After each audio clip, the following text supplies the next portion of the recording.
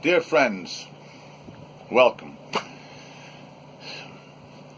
I've been asked by a number of friends such as Suzie in Amsterdam and Natalia in Miami and other leaders like this to make a new video to explain the project at Camp Satyagraha in New Sweden, Maine, which is continuing this summer.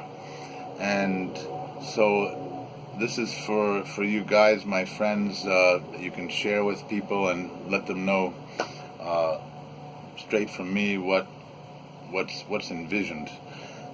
Basically, at Camp Satyagraha, we are building a community of focused intentionality and practice. And our practice is the Holy Verities. Holy Verities are divine, unconditional agape, loving kindness, peace, truth, honesty, repentance, forgiveness, mercy, imagination, creativity, generosity, empathy, gratitude, grace, and related values and virtues. I say practice because it's not about what you believe. You can believe whatever you want to believe. What counts is what you practice.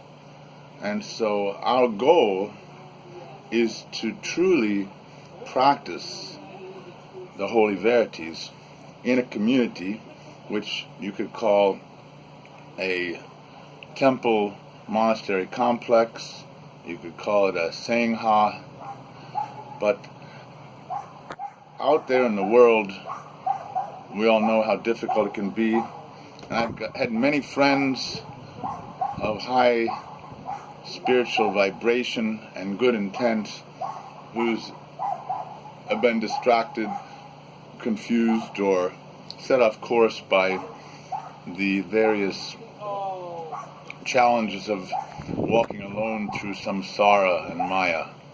The illusions of samsara and maya is what you have all around in the world, and so it's essential for most people to come together in a community of focused intentionality. And so the focus of our intentionality is to practice and thereby live and manifest the Holy Verities. Truly practice love and forgiveness and kindness and peace and creativity and healing and generosity and gratitude and grace. And that's it in a nutshell. There's a number of different associated ideas and issues and concepts related to this. One of them is freedom. Freedom is one of the essential Holy Verities, freedom. But how you use that freedom makes all the difference. There's a whole wide world out there where anything goes, and a lot of time that's to return hatred for hatred, violence for violence, etc. But our goal is to practice unconditional agape love, which means unconditional and includes love for everybody, including even our enemies. Pure compassion. By truly practicing these Holy Verities, we begin to manifest and connect to cosmic Christ consciousness. And that is our goal. and to build and build a sanctuary where we can build a spiritual vortex that will bring in Christ consciousness to the whole world. In order to facilitate that, although I don't like the word rules, but we'll say certain principles that we ask at all who come to share, or at least to practice while with us, is being alcohol-free, meat-free, and violence-free. Particularly free from violence, not only in action, but also in thought and also in word. And that's basically the only rules. Alcohol is everywhere. If you like to drink, that's no problem. Most of my friends and relatives drink. You don't have to make a commitment to be vegetarian or vegan or not to drink ever again. There's a million places to go, but when you come to our sanctuary, that's what we expect and ask for. And to be honest, you don't have to, as I said, you don't have to make a commitment to it. But really, if you feel like it'd be really, if it sounds bad to you as soon as you hear the word meat-free or alcohol-free, it's probably not your place, not going to be your thing, and that's okay. You don't have to go places where Saudi Arabia doesn't allow alcohol, and people that don't like that don't go there. Oh, they do drink a lot there. Actually, I was there and I know, but seriously, you don't have to make a lifelong commitment if you don't want to any particular practice. But the idea of this sanctuary is a community of focused intentionality and practice. The Prophet Muhammad said that there's no compulsion in religion, but everything is unified, and I agree. Everything is unified. Life is religion. Religion is life. So there's no compulsion. That's one of the things that makes our community different than many others. Many others will say, well, you can come and stay here, but for the sake of sustainability, we would like for you to work in the garden or in the kitchen or in the computer workshop or whatever for 5 hours or 20 hours or 40 hours a week. That's not required at Camp Satyagraha because there's no compulsion in religion, and one of the biggest problems in the world is slavery. People have been enslaved their whole life by coercive governments and families and traditions and money. We are a no money community. I forgot to mention that. No money is one of the other things. Doesn't mean you can't have money and you can't keep your money in your banks, but no buying and trading and no selling in the community. It's a community based on gift, on the gift. Everything is a gift, and so everything is free. Food is free. We're a 420 friendly community. So weed is free. We can grow it and we give it for free. We can grow food, give it for free. We have land and we give that for free.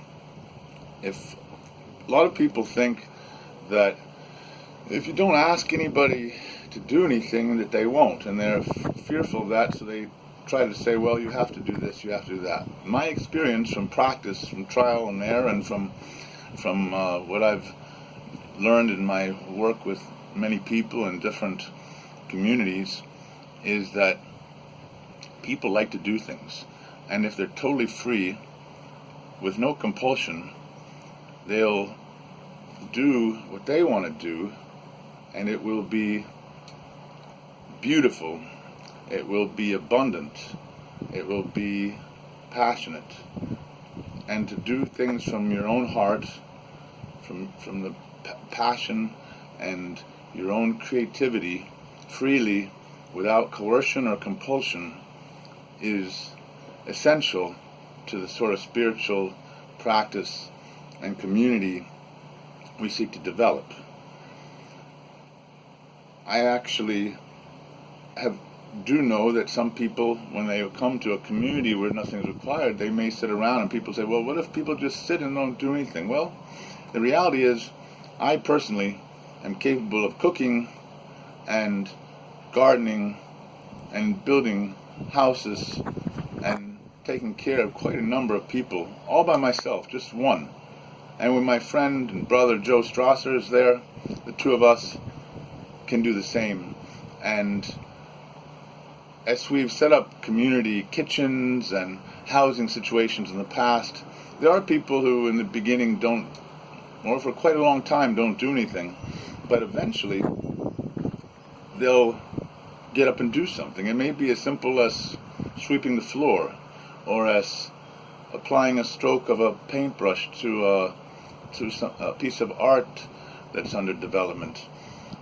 And sometimes at first it's tentative, but gradually it builds, and soon, and the reason that people don't do things is because they've been so conditioned and traumatized in their life by coercion and compulsion that they don't actually know what they want to do. There's always other people say no one will do the bad jobs. Well, I've done some pretty dirty jobs, and I don't need to work.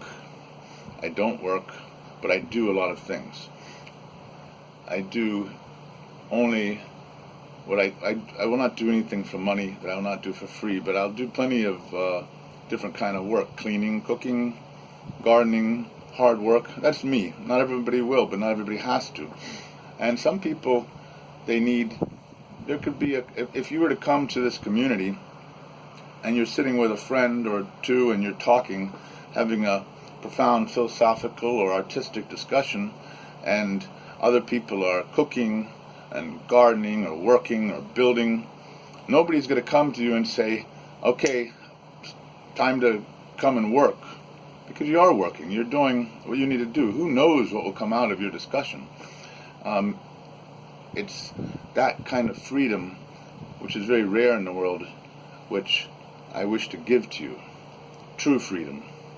And when we do that, there is abundance.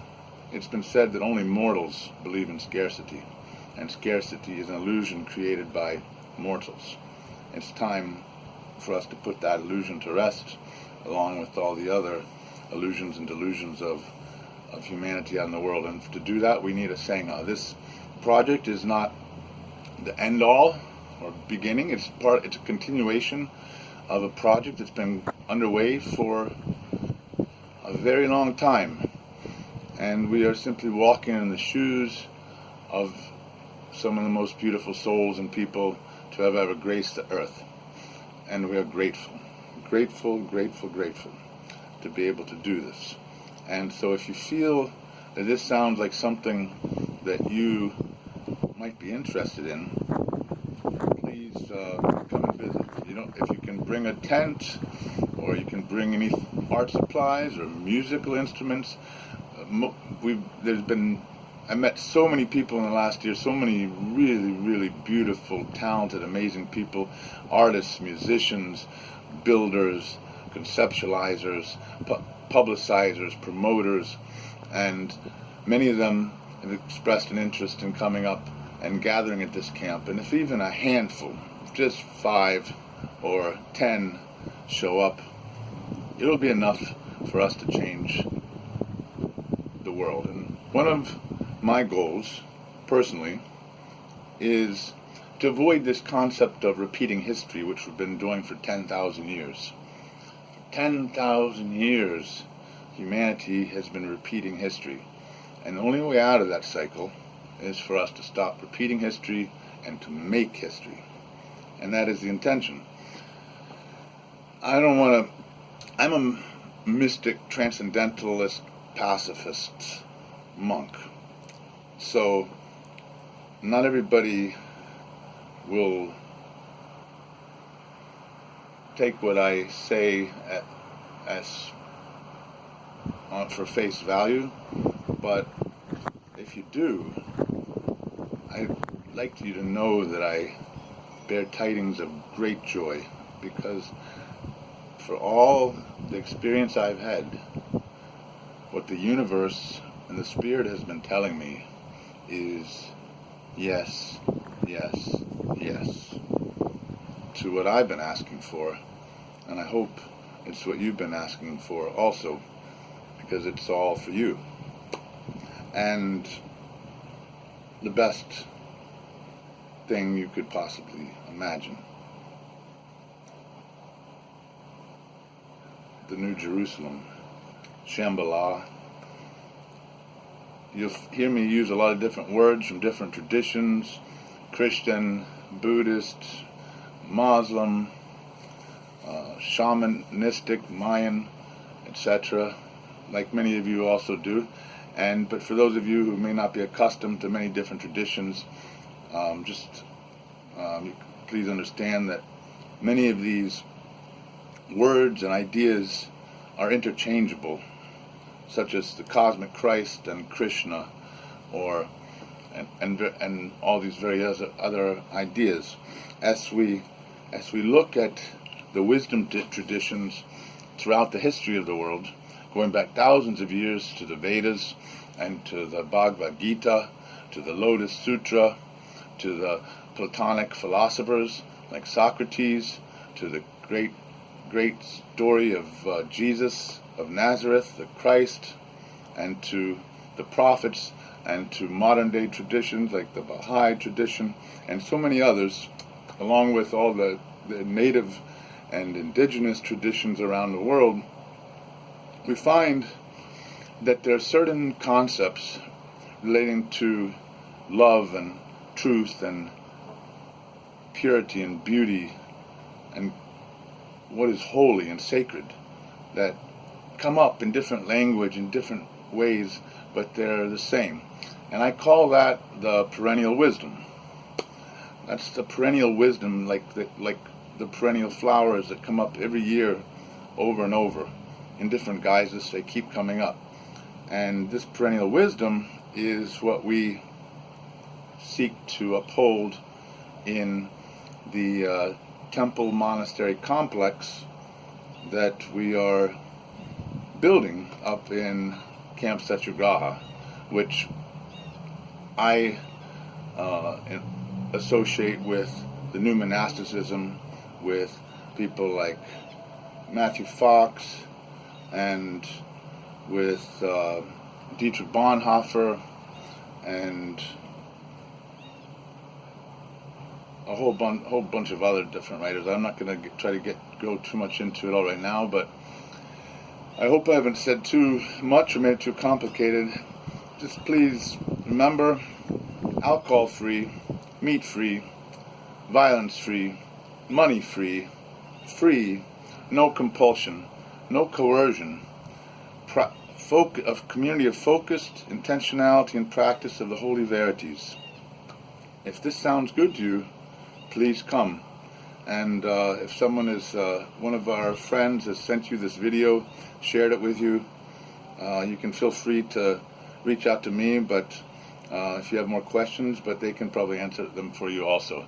And to all my friends around the world, Scandinavia, South America, Puerto Rico, the Middle East, United States, all of you, I love you, I love you, I love you. And I'm really, really, really grateful. Thanks a lot, and see you later.